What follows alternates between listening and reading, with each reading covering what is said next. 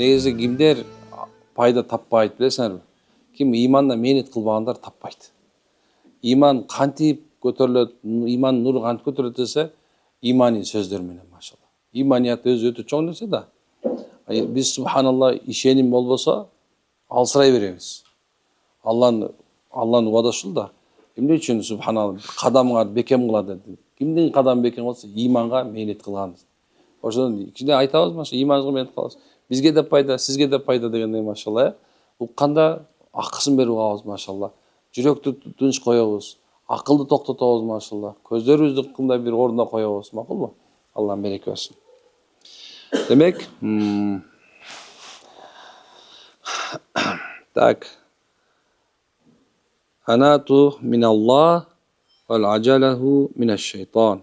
Рават Тирмизи. Эми кыска машалла. Демек, эмне деп аткан? Оор басырыктуулук дейт. Алладан, ал эми шашкалактык болсо, кимден экен? Шайтандан экен. Өзү билесиздерби, мындай эң чоң бир сөз бар. Эң чоң сөз дегенибиз динибиз бизди тарбиялайт дейбиз, туурабы? Динде адам тарбияланат. Динде жүрүп адам сөзсүз тарбияланат. Бирок кантип тарбияланат десе, өзү ошол сөздү айтып жүрүп тарбияланат экен. Дайыма бирөөнү айтып аткан болсоң, сен өзүң айтып аткандай эле болот экен. Туурабы? Дегеним, эгер адам сиз менен биз бул дүйнөдө оңолуштун дүйнөсүндө жүргөндөн кийин күнү оңолушубуз керек экен. Ошол ичинде биздин адебибиздин маанилүү орду бар. Канчалык адам ошо адебине көңүл бурса, ошончо өсүштө болот. Ошончо намаз окугун келип баштайт, ошончо китеп окугун келип баштайт, зикирлерди кылгың келип баштайт. Эгерде ушул адепке көңүл бурбай кое турган болсо, бат эле баардык нерсе өзүнө жок болуп кетет. Ошол сенин адеби жоктун уяты жок болуп калат биринчиден. Адеп жок, уят жок деген сөз бул өтө чоң сөз.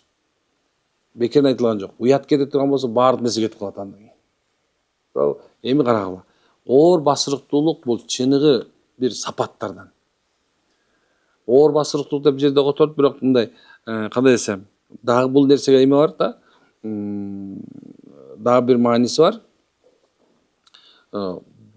Ар бир нерсе көтөрүмдүү болгон. Жашоодо келген баардык оор болобу, жеңил болобу, сүйүнүч болобу, ошондо бир калыпта турушу. Пайгамбарыбыз саллаллаху алейхи вассалам заманы өткөндөн кийин дейт. Бир күнү, жок, заманда экен. Бир күнү Абдурахман ибн Ауф радиаллаху анхуга бир бала шашкалактап чуркап келди дейт. Шашкалактап чуркап келип туруп, "Эй Абдурахман, сенин баардык мал мүлкүңдүн баардыгы жок болду" дейт. Кеме келаткан экен. Келаткан мезгилинде баягы чайкалып туруп, кеме тоголонуптур. Баягы суу жутуп кеттир.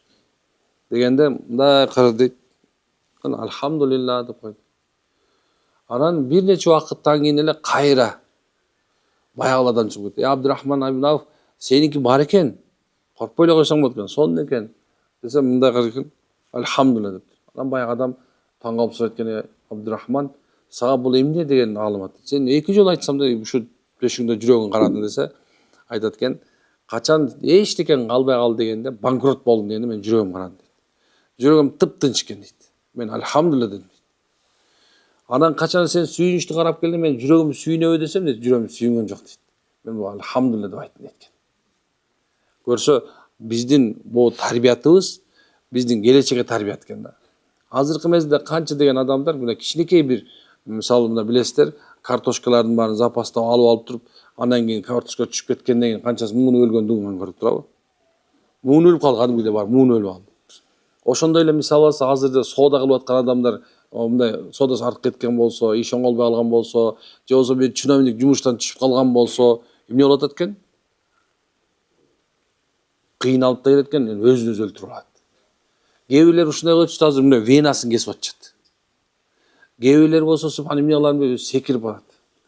Кээ бирлер болсо ажырашып атат. Демек, ошол өзүңдү субханалла токтоо, оор басыктуу кармап үйрөнүү бул жашоодо зарыл нерсе экен. Бирде жигит жөө жүрөт, бирде жигит төө минет деген сөз бул бекер эмес. Ушуга алып келет акыры. Көрсө ушунун ортосунда болуш керек экен дайымачы. Сен бүгүн бар, эртең жокко даяр болушуң керек. Мына эртең жок, бүгүн эртең болуп калышында даяр болушуң керек экен. Мынакей. Адамдар шашкалактыгынан эмне шайтанга окшошуп калат экен. Шайтан субханалла биздин чоң душманыбыз. Анын эки методу бар да. Эки шайтандын адамга колдонгон методу бар. Ошонун бирөөсү дайыма шаштырат экен. Экинчиси дайыма коркутат экен. Эмне дейт экен? Азыр кылып калбасаң жетишпей каласың дейт экен. Эми азмуну берип койсоң ачка каласың деп коркутат экен. Мынакей. Эмне жашоодо эле өзү деле качан жин шайтан адамга кирем десе, эң биринчи эмне кылат десе, коркутуп баштайт. Мындай чылт деп көрүнө калып, мындай баса калып, же болбосо аркасын биле салып, шүк деп сүйлөй коюп, мындай адамга коркунуч салып коет. Түн ичинде баса калып, ошону коркутат дагы эмне экен? Сен жүрөң коркуп уже отура албай калган мезгилде, анан спокойно эшикти чык ачып кирип кетип калат. Ушул нерсе, мунун иши ушул да. Демек, шайтан субханалла мен айткан, мынакей жаз келет атында дыйкандар. Эмне себептен маселенде барып кредит алып баштайт туурабы? Кээ бирлер так шайтан айтат, азыр сен баланча кредит ала кал дагы, баланча торпок ала калып тоого айдабай байып кетесиң дейт. Шаштырат. Билет ал субхана, бул сен байып кетесиң деп пикир салды да, эми адамдар кайдан табыш керек, кантип алып келиш керек жөнүндө ойлонбой калат.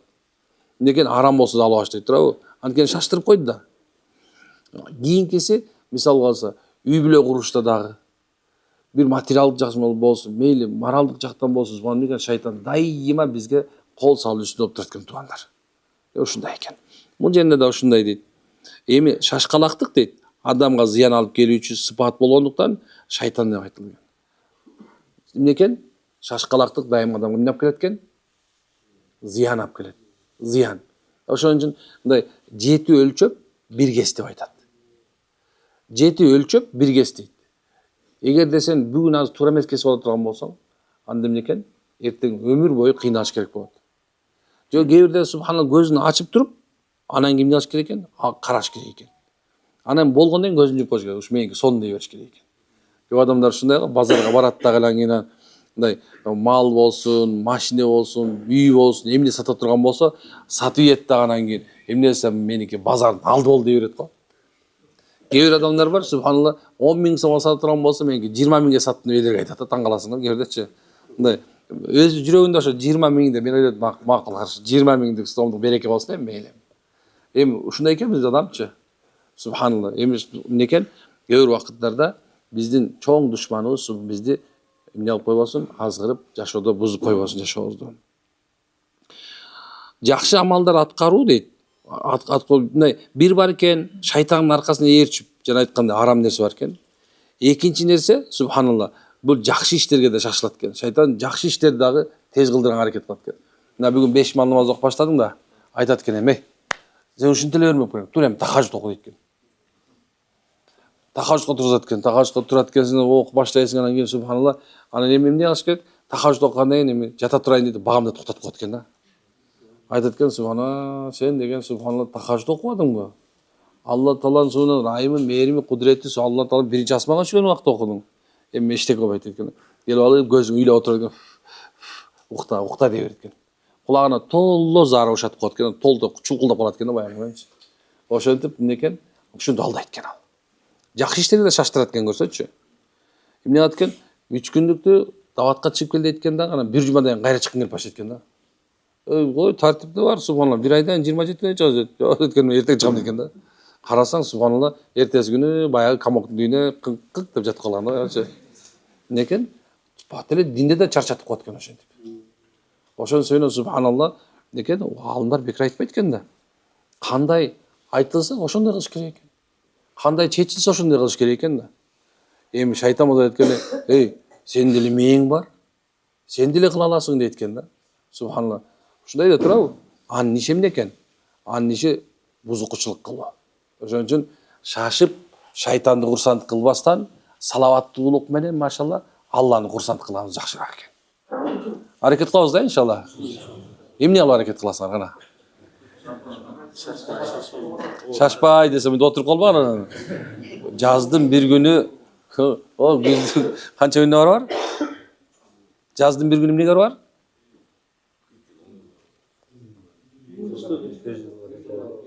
Bir жылға дейін тура.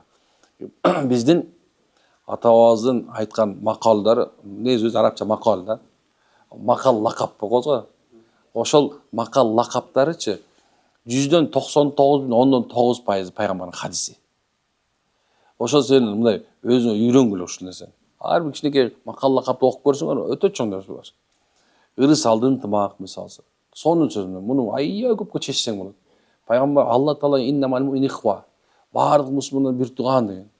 Карасаң Алланын жибин үзүлбөстөн бир кармак ала деп Алла таала. Ушун бар. Пайгамбар саллаллаху алейхи вассалам бир тууганчылыкты айтып аткан. Ушун бар деле. Ырыс деген сөз бул адамдын жашоосунда болгон жакшылыктын бар деген эмне менен экен? Ынтымак менен. Керек болсо бул өзү жаратылыш менен ынтымактуу болуш керек. О жерде барып туруп баягы жана Кытайлардай болуп таранчыны кырып салсаң чегиртке каптырып кетет. Чегирткени кырып сала турган болсоң субханалла коңуз толуп кетет экен да. Бул ушундай экен да. Чымын жок болушуна чымындын баарын кырып сала турган болсоңчу жер жүзү керек болсо сасып кетет экен да. Ар биринин өзүнүн орду бар экен. Мынекей ар бир нерсенин ордун берип акысын беришибиз керек экен субханалла. Ошонун ичинде өзүңдүн акыңды унутпа. Өзүңдүн акыңды унутпа. Кудайдын кулу бол, шайтандын душманы бол. Туурабы? Кудайдын кулу, Кудайга ибадат кыл дагы, нафсиңе кулчулук кылба. Ушул экен. Адам күн өткөн сайын биз өзүбүздүн Алла Тааланын алдындагы болгон милдеттерибизди толук кандуу аткарып кетишибиз керек. Мына ушул максат. Мен эртең менде жетишпей калдым, өз оюмду айтып келгөчү. Негизи ырыскы деген сөздө ушул нерсе.